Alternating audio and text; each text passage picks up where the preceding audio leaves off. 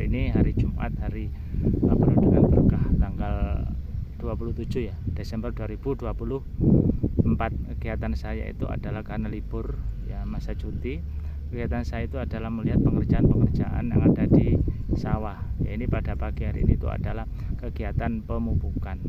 Kita ketahui bahwa di dalam proses penanaman padi mulai dari awal sampai panen itu ada 4 kali pemupukan, tapi ada bagian yang opsional, bisa dilakukan bisa tidak dilakukan.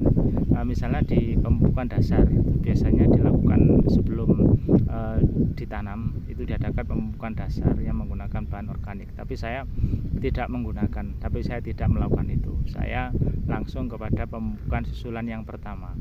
Yang saya lakukan adalah ya biasanya sekitar umur 10 sampai 20 hari itu saya lakukan pemupukan yang pertama. Bahkan pernah saya lakukan di usia 7 hari sudah saya pupuk menggunakan pupuk urea. Kemudian yang kedua nanti